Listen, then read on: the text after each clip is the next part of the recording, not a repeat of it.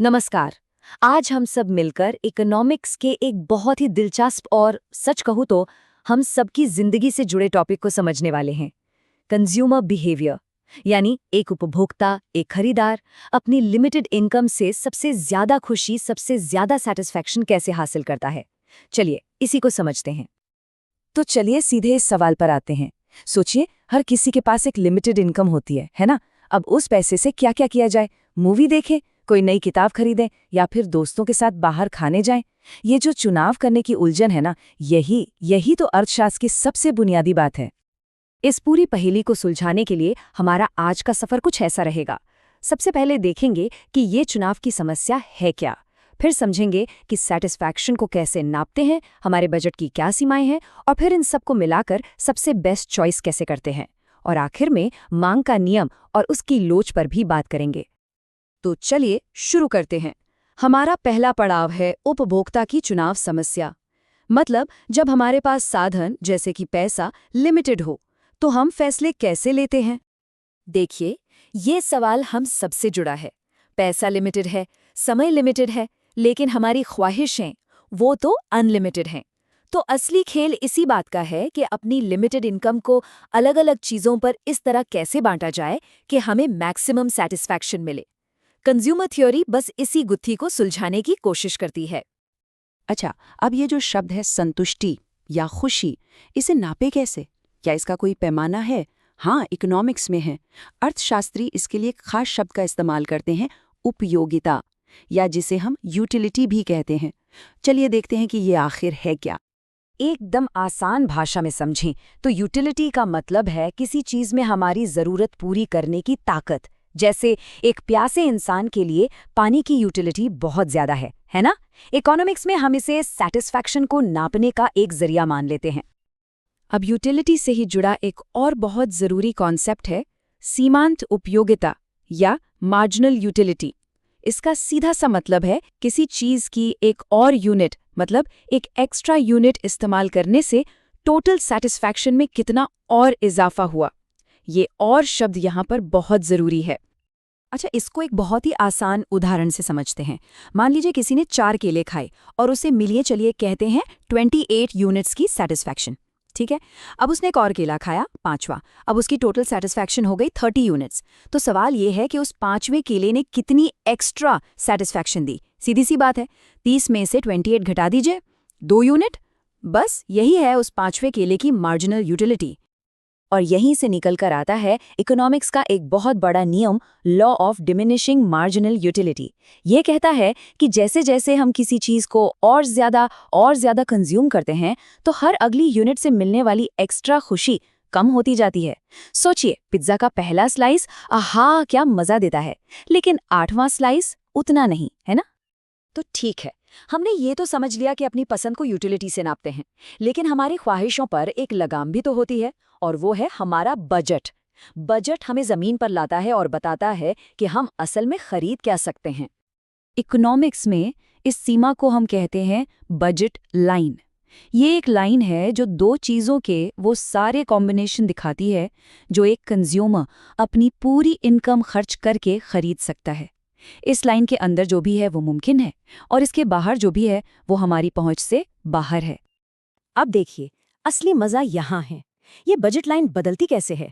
अगर हमारी इनकम बढ़ जाए तो पूरी की पूरी लाइन बाहर की तरफ खिसक जाती है।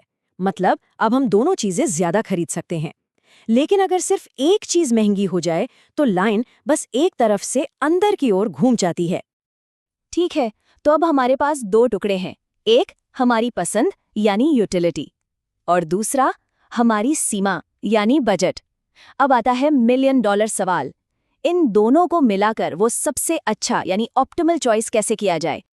इसके लिए इकोनॉमिस्ट एक और टूल का इस्तेमाल करते हैं जिसे कहते हैं इंडिफरेंस कर्व।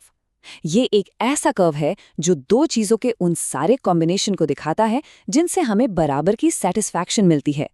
मतलब इस कर्व के किसी भी पॉइंट पर हम इक्वली खुश हैं, और हाँ, जितना ऊंचा कर्व उतनी ज्यादा खुशी। और यहीं पर देखिए असली जादू होता है। सबसे बेस्ट चॉइस, मतलब वो ऑप्शन जो सबसे ज्यादा खुशी भी दे और हमारे जेब पर भारी भी न पड़े, वो उस पॉइंट पर मिलता है जहां हमारी बजट लाइन सबसे ऊंचे वाले इंडिफरेंस कर्व को बस छू कर निकलती है, बस एक टच, जिसे टेंजेंसी कहते हैं। यही वो पॉइंट है जहां हमारी ख्वाहिशें हमारी हकीकत से मिलती हैं। तो चलिए अब कहानी को और आगे बढ़ाते हैं। जब लाखों करोड़ों कंज्यूमर अपने अपने लिए ऐसे ही बेस्ट चॉइसेस करते हैं, तो बाजार में एक पैटर्न उभर कर आता है। एक नियम बनता है जिसे हम सब जानते हैं, मांग का नियम या लॉ ऑफ डिमांड। ये शायद इकोनॉमिक्स का सबसे फेमस नियम है और ये बहुत सीधा सा है।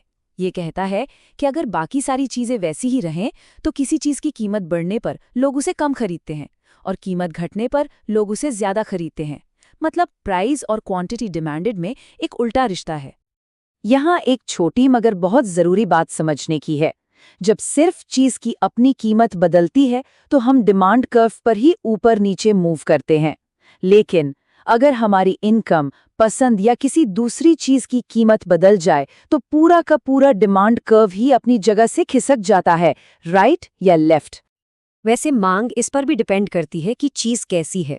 नॉर्मल गुड्स जिनकी मांग इनकम बढ़ने पर बढ़ती है, इन्फीरियर गुड्स जिनकी मांग इनकम बढ़ने पर घट जाती है, सब्स्टिट्यूट गुड्स जो एक दूसरे की जगह इस्तेमाल होते हैं जैसे चाय और कॉफ़ी, और कॉम्प्लीमेंट्री गुड्स जो एक साथ इस्तेमाल होते हैं जैसे कार और पेट्रोल। चलिए अब हम आ गए हैं अपने आखिरी पड़ाव पर। हमें ये तो पता चल गया कि कीमत बदलने पर मांग बदलती है, पर सवाल ये है कि कितनी बदलती है। क्या थोड़ा सा बदलती है या बहुत ज्यादा? इसी कितना का जवाब है मांग की लोच या इलास्टिसिटी ऑफ डिमांड। तो प्राइस इलास्टिसिटी ऑफ डिमांड हमें ये बताती है कि कीमत में 1% चेंज आने से डिमांड में कितने % का चेंज आता है। ये डिमांड की सेंसिटिविटी को नापती है। मोटे तौर पर डिमांड या तो बेलोचदार यानी इनइलास्टिक हो सकती है, मतलब कीमत बदलने पर मांग पर ज्यादा फर्क नहीं पड़ता, जैसे नमक या जरूरी दवाइयाँ, या फिर लोचदार यानी इलास्टिक हो सकती है, मतलब कीमत जरा सी भी बदली तो डिमांड में बहुत बड़ा फर्क आ जाता है, जैसे कोई महंगी कार या फॉरेन ट्रिप। अब देखिए इसका असल दुनिया में क्या मतलब है, ये बहुत जरूरी है। अगर किसी चीज की डिमांड इनइलास्टिक है और कंपनी उसकी कीमत बढ़ाती है तो उनका टोटल रेवेन्यू बढ़ेगा। लेकिन अगर डिमांड इलास्टिक है और उन्होंने कीमत बढ़ाई तो लोग उसे खरीदना इतना कम कर देंगे कि उनका टोटल रेवेन्यू असल में घट जाएगा। तो आज हमने कंज्यूमर के फैसलों के पीछे की पूरी साइंस को समझा।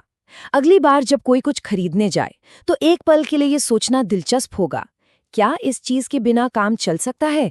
अगर ये महंगी हो जाए तो क्या इससे खरीदना छोड़ देंगे? मतलब इस चीज के लिए हमारी डिमांड इलास्टिक है या इनइलास्टिक? इसी सवाल के साथ आज की ये पड़ताल यहीं समाप्त होती है।